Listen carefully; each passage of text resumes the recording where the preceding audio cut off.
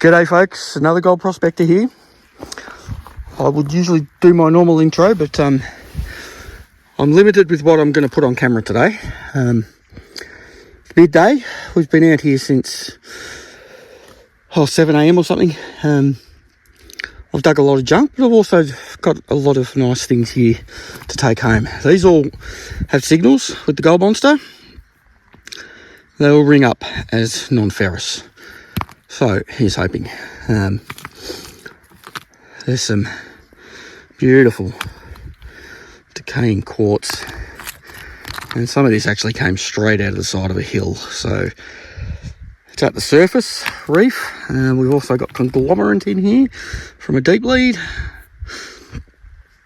And I did actually detect a bit of gold. 2 seconds, I'll get it out of my jar for you. Hang on. Oh, there you go. Got him with the monster. Probably a 0.1 or something. Flat bit. And it was literally in a clay layer sitting pretty much on the surface. It was sort of the only area I could get the gold monster working because of the mineralisation here. So I worked that area and perseverance paid off and got a little piece of gold. We're going to now, so all this is coming home to be crushed, so I'll show you the results of that once I've crushed it all. But we're now going to explore some workings, a little bit of a walk from here, and probably take some more samples and do a bit of detecting. So I will catch you when I've done that.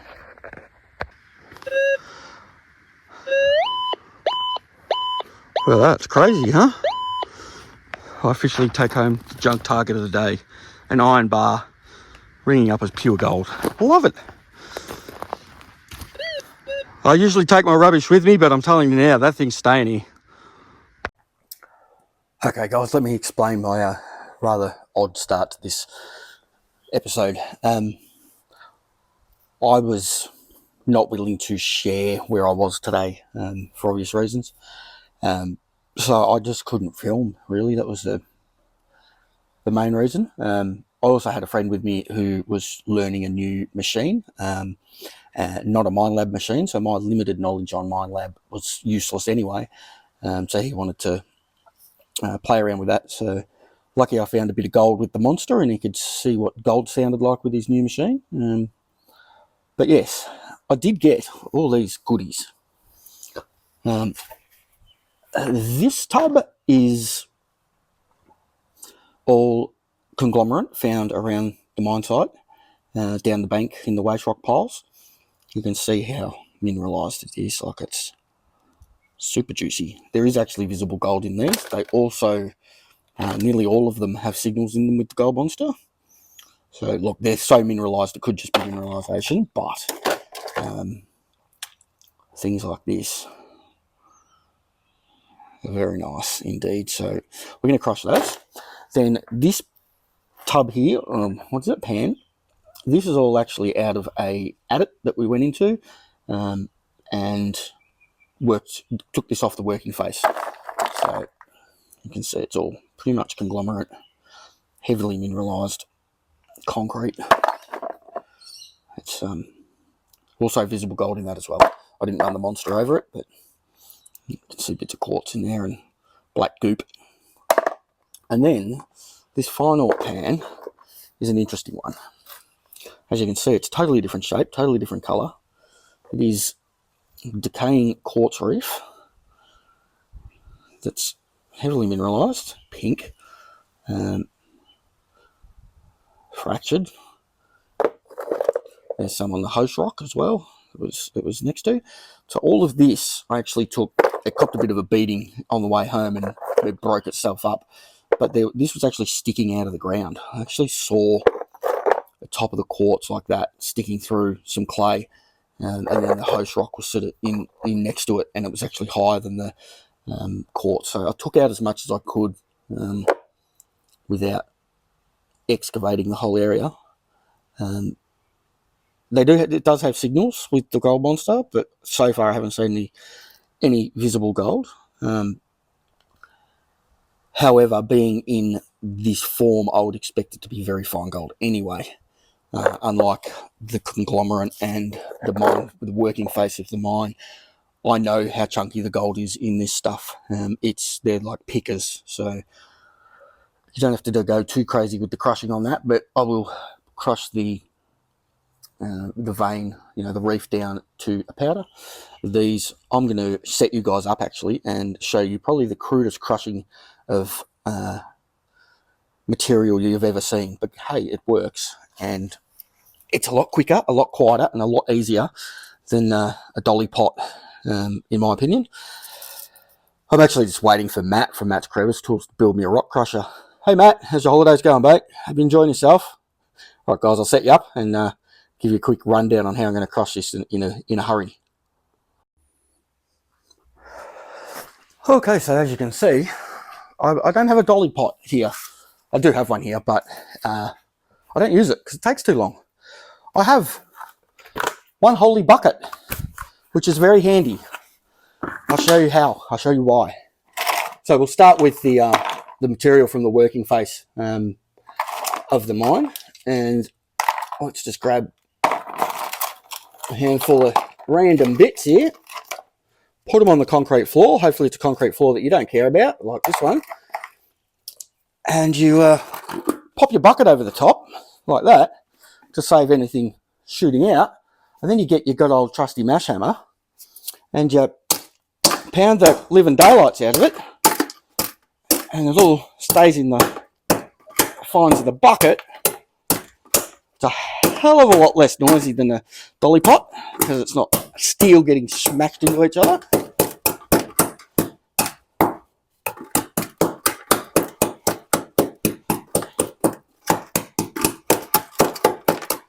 Told you it was crude. And then you can go all your bigger bits back into the center that are on the outside. Your bucket back over the top. Give it another pounding. And then what I do, stick the bucket aside, brush and pan into a pile. So this isn't obviously final product, but it's got it down from, a fairly decent sized chunk of rock to mostly powder. It's then into the pan with the kitchen strainer.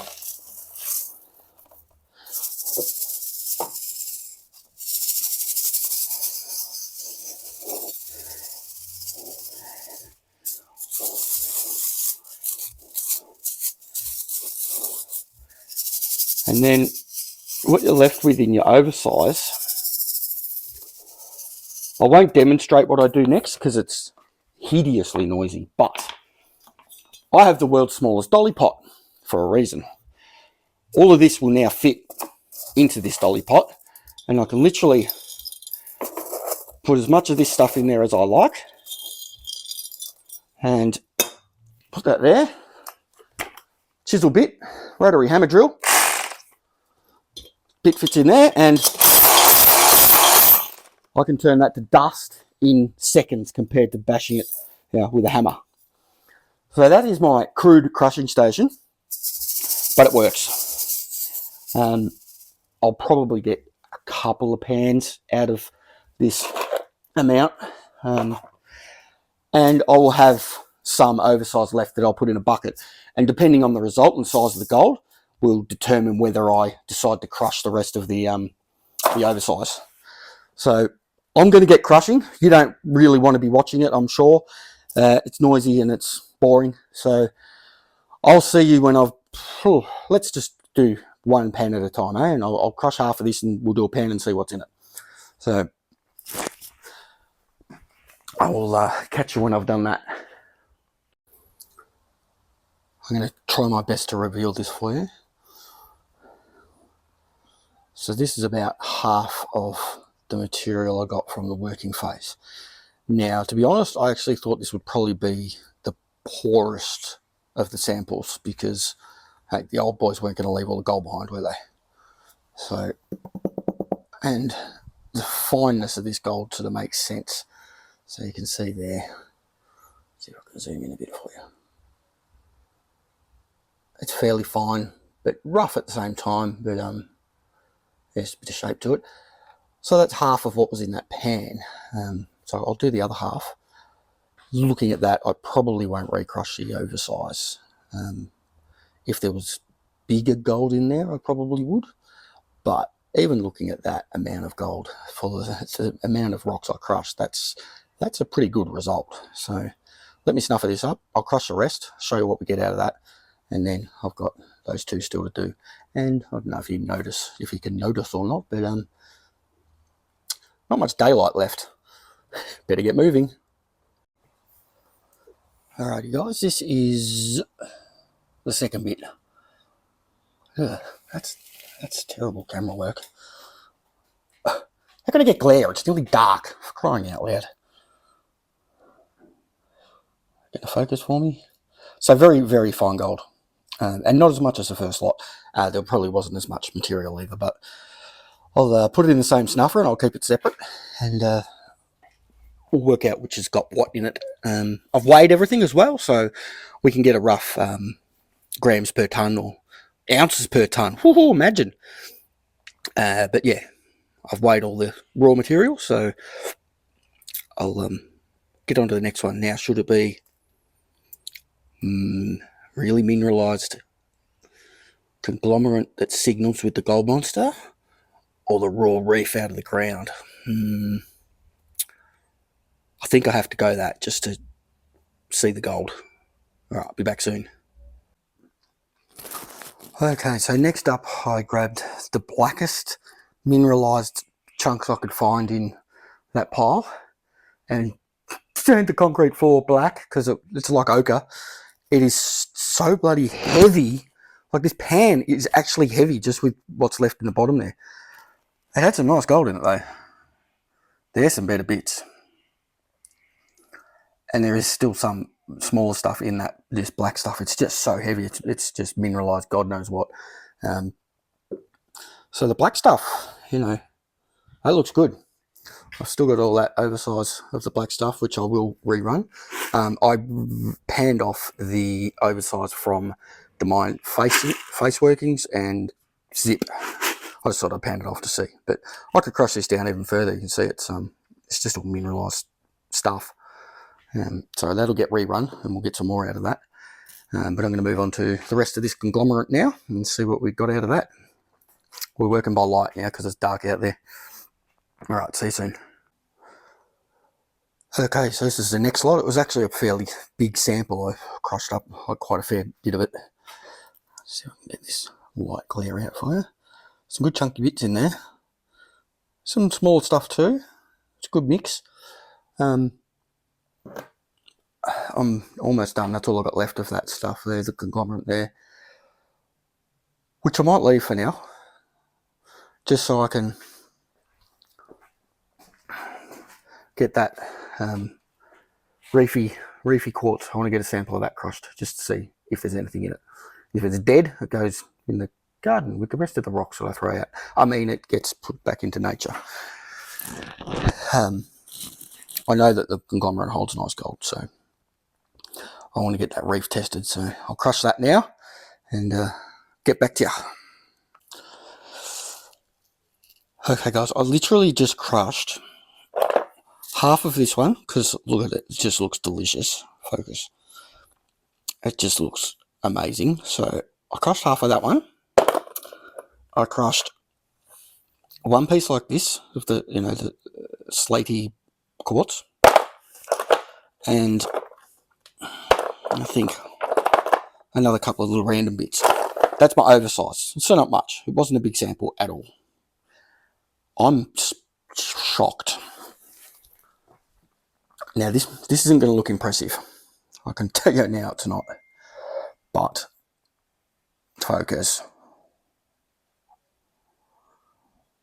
That out of literally a rock the size of my hand, or a decaying reef, is impressive. I think it's impressive anyway.